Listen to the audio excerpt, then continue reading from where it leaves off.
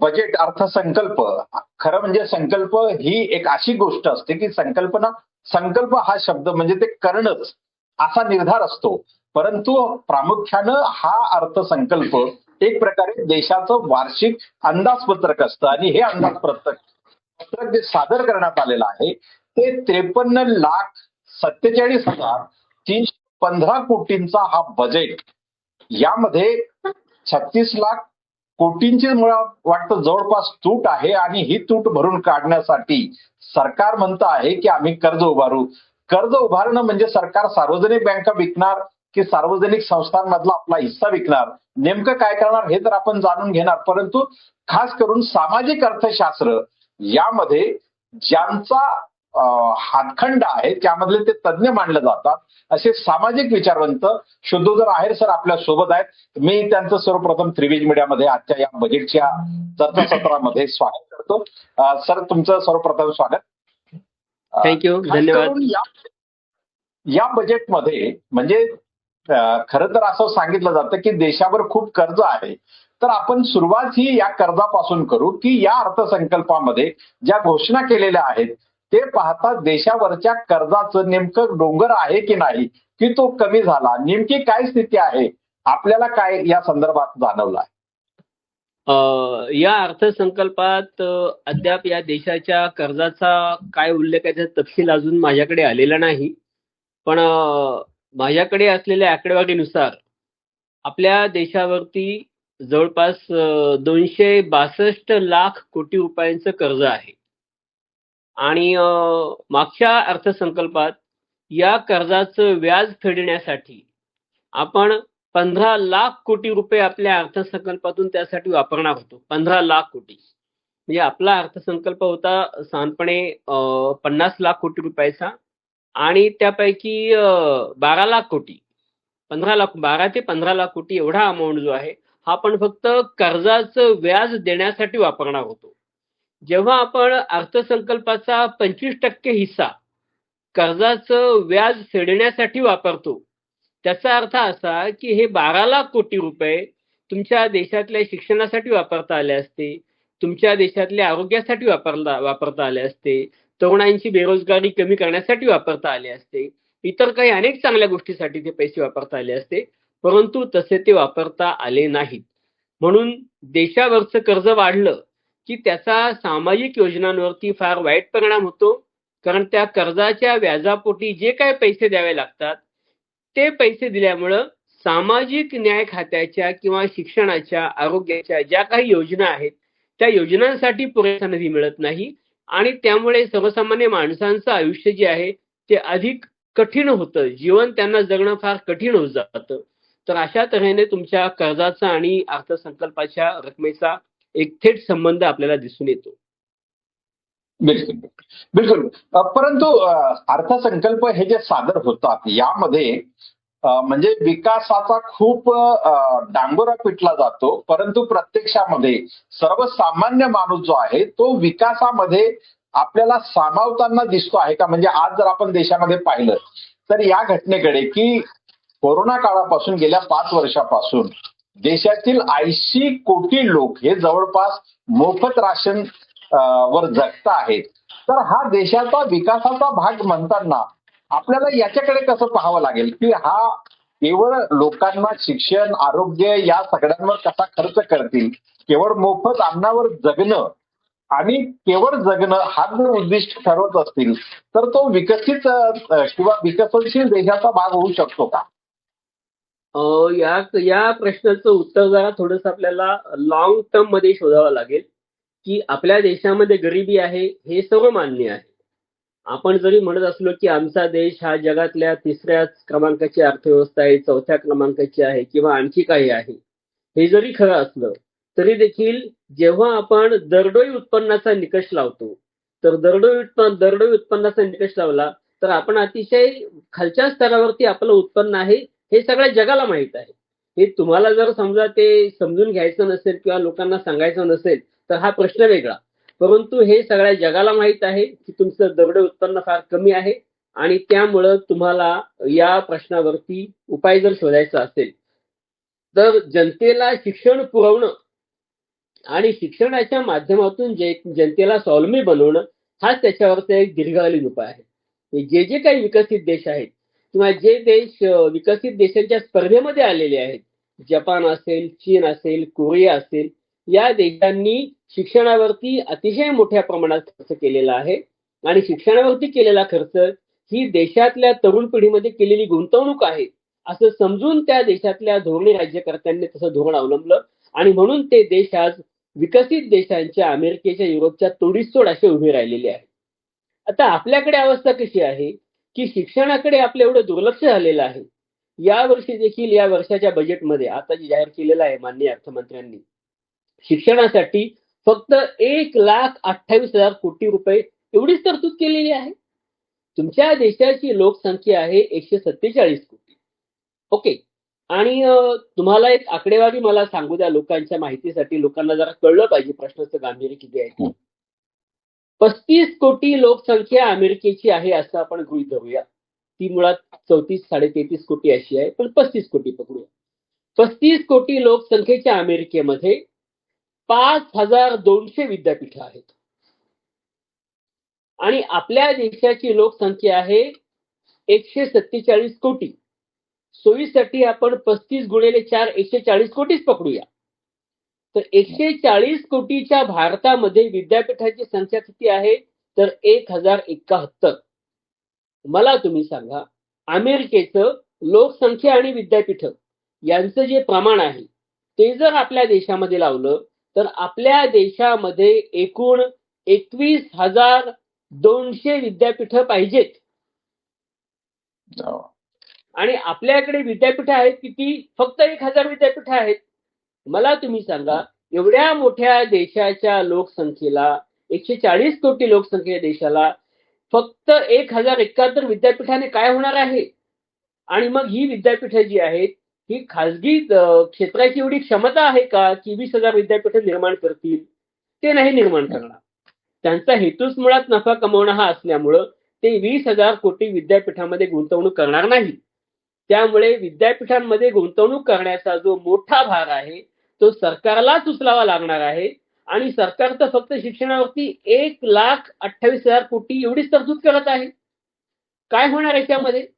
मी तुम्हाला आणखी एक उदाहरण सांगतो की मागच्या काही महिन्यामध्ये, ऑक्टोबर महिन्यापासून रुपयाची जी पडझड चाललेली आहे डॉलरच्या तुलनेमध्ये, ती थांबवण्यासाठी रिझर्व्ह बँक ऑफ इंडियाने $45 बिलियन एवढी रक्कम मार्केटमध्ये ओतली. म्हणजे 4,500 कोटी डॉलर्स हे रिझर्व्ह बँक हे रिझर्व्ह बँकेने तुमच्या याच्यामध्ये ओतलेले आहेत. कशामध्ये? मार्केटमध्ये ओतलेले आहेत. कशासाठी? तर फक्त रुपयाची पडझड थांबवण्यासाठी. तरीही ती पडझड थांबलेली नाही. एवढेच $45 बिलियन जे आहेत, या $45 बिलियन मध्ये तुमच्या देशामध्ये एम्स जे आहे, all India institute of medical science, अशा एम्स सारख्या 200 संस्था उभा करता आल्या असत्या $45 बिलियन मध्ये. हे लक्षात घ्या तुम्ही. आणि आरोग्यासाठी काय तरतूद केलेली आपल्या या शिक्षण अर्थमंत्र्यांनी यावेळेला बातमी आलेली आहे की पहिल्यांदाच भारताचा आरोग्याचा अर्थसंकल्प 1,00,000 कोटीच्या वरती गेला. 1,04,000 कोटी एवढी तरतूद आरोग्यासाठी केलेली आहे. आणि कोरोनाच्या काळामध्ये आपण पाहिलं लोकांची अवस्था किती वाईट होती. लोकांना त्या दवाखान्यामध्ये एंट्री मिळायला जागा नव्हती. ज्यांना एंट्री मिळालेल्या त्या ठिकाणी त्यांना बेड नव्हते. ज्यांना बेड मिळाले त्यांना व्हेंटिलेटर नव्हते. जिथे व्हेंटिलेटर आहेत त्या ठिकाणी पुरेसे डॉक्टर आणि नर्सेस नव्हते. अशी या देशाची आरोग्याची अवस्था असताना म्हणजे एवढ्या मोठ्या प्रमाणात मृत्यू झाले की त्या पार्थिवांचं दहन करताना स्मशानातले ते जे लोखंडी खांब होते ते खांब पिघळले. एवढ्या मोठ्या संख्येने लोकांच्या पार्थिवाचं लोकांना दहन करावं लागलं जनतेला. आणि एवढी आरोग्याची दुरावस्था असतानाही तुम्ही काय करत आहात? तुम्ही फक्त 1,00,000 कोटीच्या तरतुदीमध्ये कशा पद्धतीने तुम्ही देशातल्या जनतेचं आरोग्य सुधारणार आहात? कशा पद्धतीने देशातल्या जनतेला आरोग्याची सुखसुविधा तुम्ही देणार आहात? मागे 2 वर्षापूर्वी कविता राऊत नावाच्या एका आदिवासी महिलेचा मृत्यू यासाठी झाला की तिला सरकारी दवाखान्यातून दुसऱ्या चांगल्या दवाखान्यात घेऊन जाण्यासाठी जी अँब्युलन्स होती ती अँब्युलन्स काम करत नव्हती, म्हणून तिचा वाटेत मृत्यू झाला त्या आदिवासी महिलेचा. म्हणजे आजही देशाच्या स्वातंत्र्याच्या एवढ्या वर्षानंतर 80 वर्ष होतील आपल्याला 2 वर्षानंतर स्वातंत्र्य पुढच्या वर्षी, एवढ्या कालावधीमध्ये तुम्ही देशातल्या आदिवासींना आरोग्य व्यवस्थेसाठी अँब्युलन्स देखील आपण पुरवू शकलेलो नाही. एवढी जर आपल्या आरोग्याची दुरावस्था असेल तर फक्त 1,00,000 कोटीमध्ये ही दुरावस्था कशी दूर होणार? म्हणून हे जे काही प्रश्न आहेत देशाच्या शिक्षण व्यवस्थेचे, देशाच्या आरोग्य व्यवस्थेचे, त्याच्यावरती देशाच्या अर्थसंकल्पामध्ये भरपूर तरतूद करायला पाहिजे. म्हणजे अगदी विकसित देशांचा निकष जर वापरला तर ते त्यांच्या जीडीपीच्या 6% निधी शिक्षणासाठी आणि आरोग्यासाठी वापरतात. आपला जीडीपी आपण सांगतो की आम्ही जेव्हा म्हणतो आमची आरोग्य व्यवस्था 3ऱ्या क्रमांकाची आहे, 4थ्या क्रमांकाची आहे, तेव्हा आपण जीडीपीकडे बोट दाखवत असतो. तुमच्या देशाच्या जीडीपीच्या 6% रक्कम होते 24,00,000 कोटी रुपये. आता हे 24,00,000 कोटी रुपये आहेत, एवढे जर तुम्ही शिक्षणासाठी दिले आणि तेवढेच 24,00,000 कोटी रुपये जर तुम्ही आरोग्यासाठी दिले तर तुमच्या देशातल्या शिक्षणाच्या आणि आरोग्याच्या समस्या मार्गी लागतील. पण त्यासाठी तुम्हाला काय करावं लागेल? त्यासाठी बजेटचा आकार तुम्हाला वाढवावा लागेल. त्यासाठी तुम्हाला टॅक्स रिव्हेन्यूचे वेगवेगळे सोर्सेस तुम्हाला शोधावे लागतील. परंतु ते सोर्सेस शोधण्याची कोणाची तयारी नाही. श्रीमंतांवरती आपण टॅक्स लावत नाही. म्हणजे अगदी साधं यावेळेचं उदाहरण आहे की जो काही शेअर मार्केटवरती जो टॅक्स लागतो तो 0.02% वरून 0.05% गेला आणि सेन्सेक्स फटकन कोसळला. त्यांना त्यांच्या नफ्याची एवढी काळजी आहे आणि देशातली सर्वसामान्य जनता जी आहे, जे बाबासाहेबांनी सांगितलं की शिका, त्या शिक्षणावरती जर समजा तरतूद तुमची फक्त 1,28,000 कोटी रुपये असेल, जर शिक्षण आरोग्यासाठी तरतूद फक्त 1,00,000 कोटी रुपये असेल तर शिक्षणावरती आणि आरोग्यावरती या देशातील जनतेचा सगळ्यात जास्त खर्च होतो. लोकांचं दुःख काय आहे की त्यांना त्यांच्या मुलांना चांगल्या शाळेत शिकवता येत नाही, आजारी पडल्यावर त्यांना चांगल्या दवाखान्यात उपचार घेता येत नाहीत. हे लोकांचं दुःख आहे आणि ही जी असुरक्षितता आहे ती दूर करण्यासाठी लोक मग वेगळे उपाय शोधतात. पण ही असुरक्षितता तुमच्या बजेटच्या माध्यमातून दूर होऊ शकते आणि ते करण्यासाठी जनतेने खूप मोठ्या प्रमाणात यावरती आवाज उठवायला पाहिजे, अर्थसाक्षर व्हायला पाहिजे. निदान शिक्षण आणि आरोग्य यांच्यावरती 10-10 लाख कोटी रुपये खर्च व्हायला पाहिजे. अशा पद्धतीने जनतेमधून जर आवाज उठला तर मला वाटतं की सरकारवरती काहीतरी जरा थोडासा दबाव येऊ शकेल. बिलकुल बिलकुल. मगाशी आपण म्हटलं की भारताची अर्थव्यवस्था ही 4थ्या क्रमांकाची किंवा 3ऱ्या क्रमांकाची होईल किंवा होते आहे असं सांगितलं जातं. परंतु प्रामुख्यानं जो दरोडे उत्पन्नाचा भाग जो तुम्ही सांगितला तो अतिशय महत्वपूर्ण आहे. किंवा 2 देशांच्या अर्थव्यवस्थेची तुलना करताना दरोडे उत्पन्न हा भाग महत्वाचा असतो. पण हे दरोडे उत्पन्न वाढण्यासाठी प्रामुख्यानं जो घटक आहे, जो निकष आहे, तो म्हणजे त्या देशातल्या लोकांना मिळणारा रोजगार. तर भारतातल्या युवकांसाठी रोजगार निर्मितीचा या आजच्या अर्थसंकल्पामध्ये काही वाटा दिसतोय का किंवा काही तशा आशादायी परिस्थिती दिसत आहेत का आपल्याला? तुम्ही जो काही दरोडे उत्पन्नाचा निकष सांगितलेला आहे तो खूप महत्वाचा निकष आहे चंदूजी. त्याचं कारण असं की आपण जरी म्हणत असलो की आमच्या देशाचं अर्थव्यवस्था 3ऱ्या क्रमांकाची आहे, 4थ्या क्रमांकाची आहे किंवा आता ती 2ऱ्या क्रमांकाची होईल किंवा 1 नंबरची होईल, पण तुमच्या देशातल्या माणसाचं दरोडे उत्पन्न किती आहे? मागच्या वर्षी ते $2,397 दरडोई एवढं होतं. या वर्षी ते असा अंदाज आहे की $3,000 पर्यंत जाईल.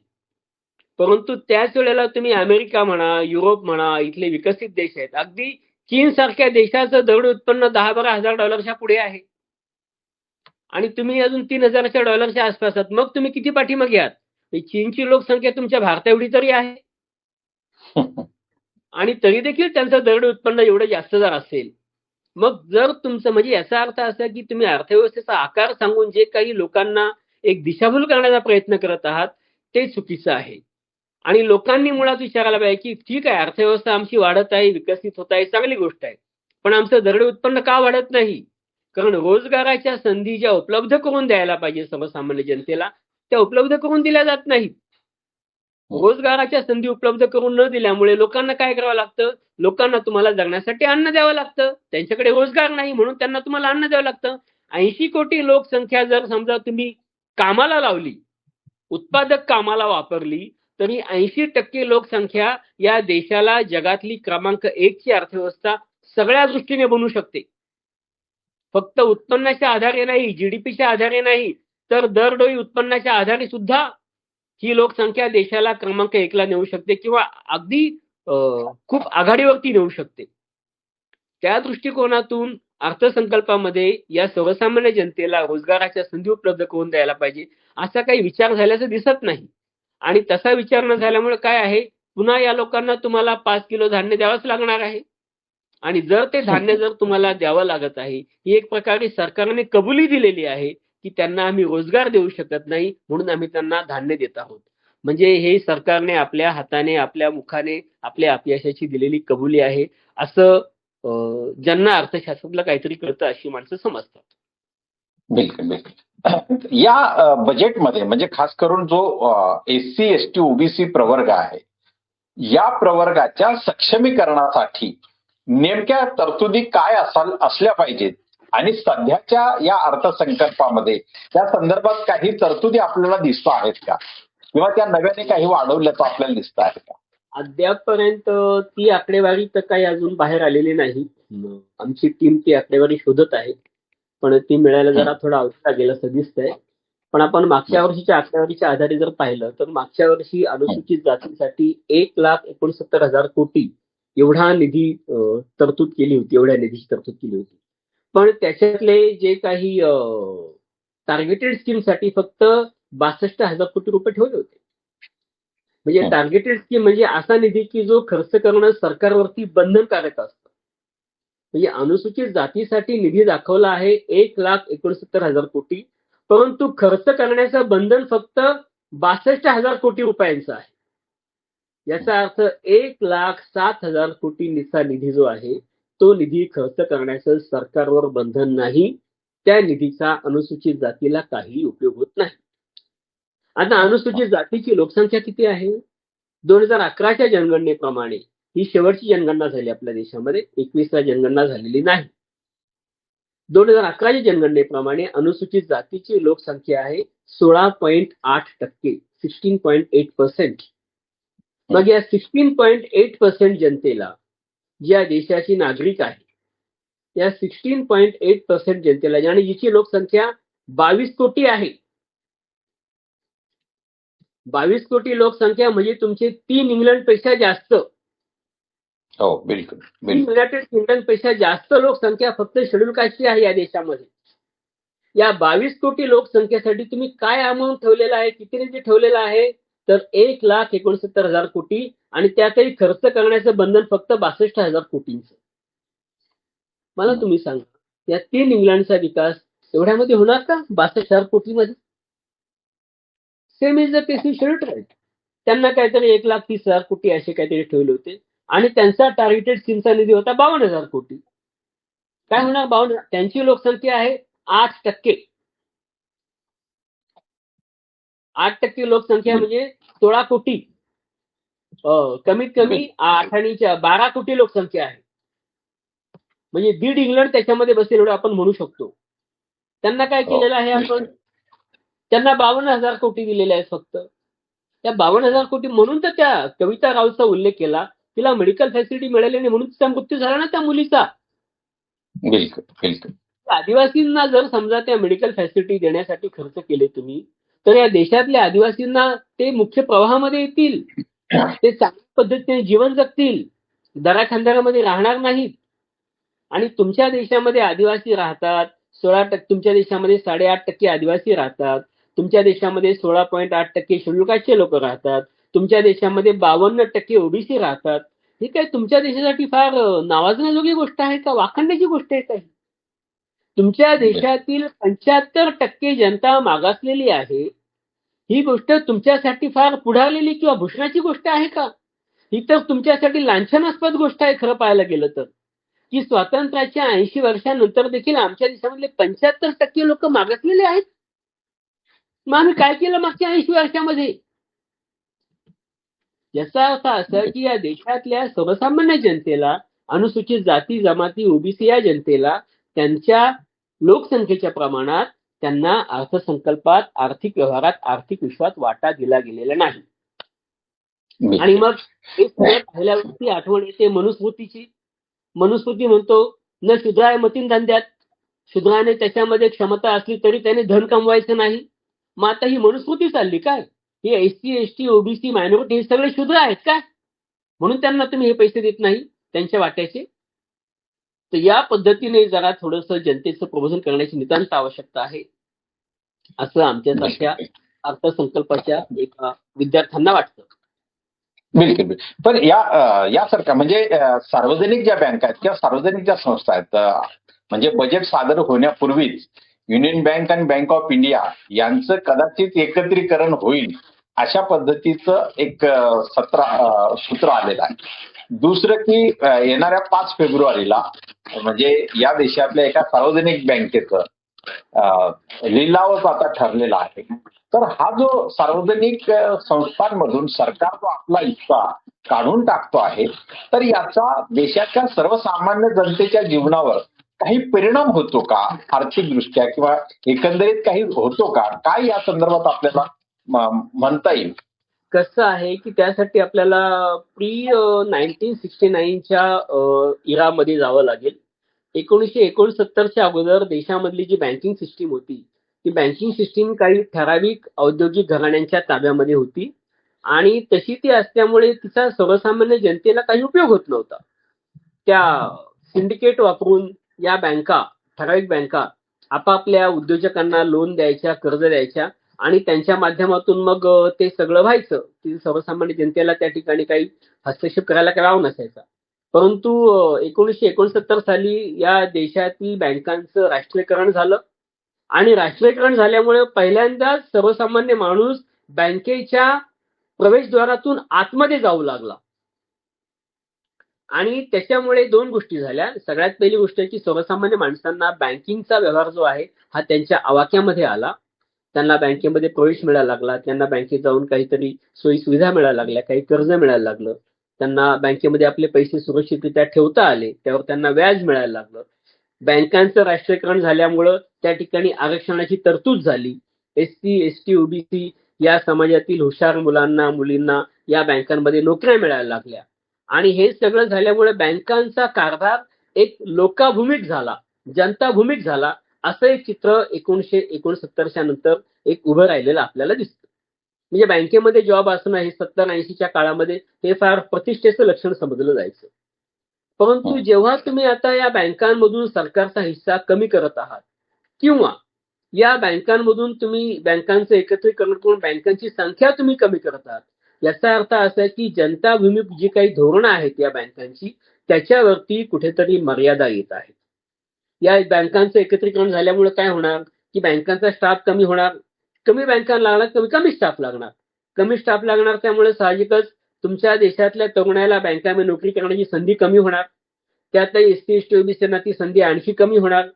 आणि मग या बँकांची संख्या कमी झाली की लोकांना साहजिकच त्या बँकांचा ऍक्सेस कमी होणार, लोकांना सोयीसुविधा कमी होणार आणि त्या बँकांचे जे काही रेट आहेत, इंटरेस्ट रेट आहेत, ते किती कमी झालेले आहेत. एक काळ असा होता की बँकेमध्ये तुम्ही ठेव ठेवली तर त्याच्यावरती मिळणाऱ्या व्याजावरती एक मध्यम वर्गाचं आयुष्य सहजगत्या चांगल्या पद्धतीने चालायचं.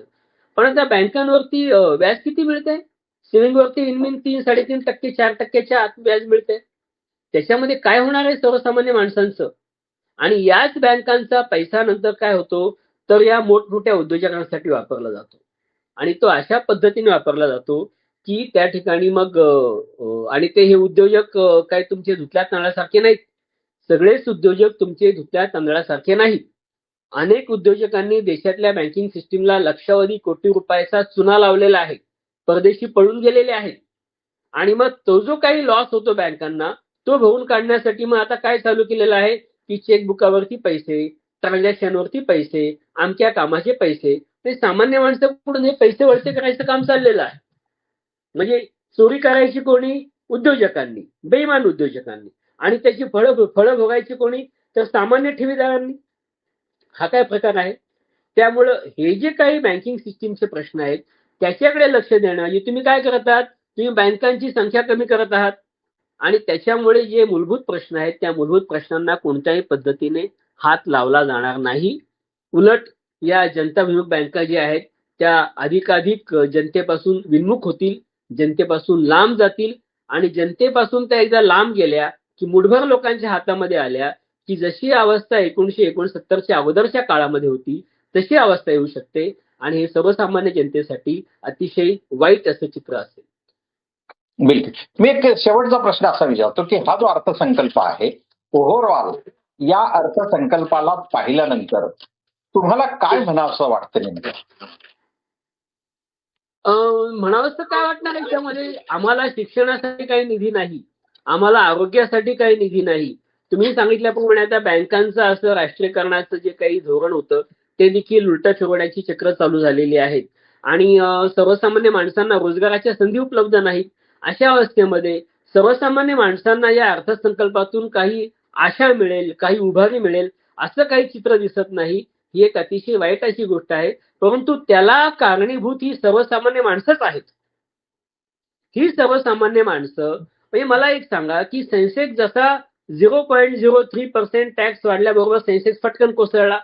म्हणजे ज्यांचे शेअर मार्केटमध्ये हितसंबंध आहेत त्यांनी पटकन त्यांची रिॲक्शन दाखवून दिली.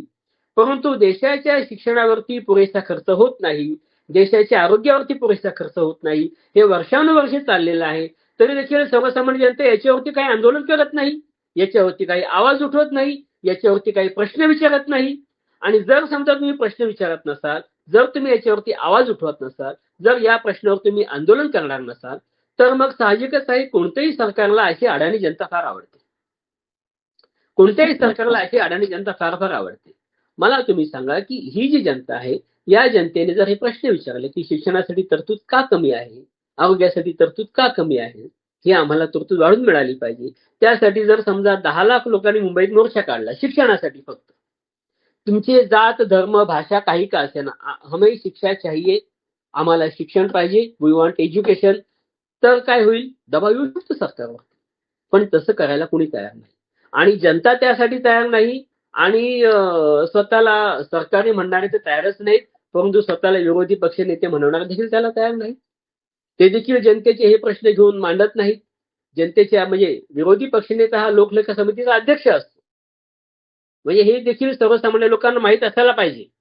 त्यामुळे सरकार जो काही खर्च करतं हा या विरोधी पक्षाच्या नेत्याला विश्वासात घेऊनच खर्च झालेला असतो. त्याला सगळं माहीत असतं, त्याला सगळं कळत असतं. परंतु तरी देखील जर समजा या प्रश्नावरती त्या पद्धतीने आंदोलन उभारण्याची, आवाज उठवण्याची जर कोणी भाषा करत नसेल तर हा एक मिलीभगतचा कारभार चाललेला आहे असं समजून घ्यायला पाहिजे आणि जनतेने त्यासाठी स्वतः सक्षम होऊन त्या प्रश्नावरती आवाज उठवायला पाहिजे असं माझ्यासारख्या सामान्य विद्यार्थ्याला वाटतं. बिलकुल बिलकुल.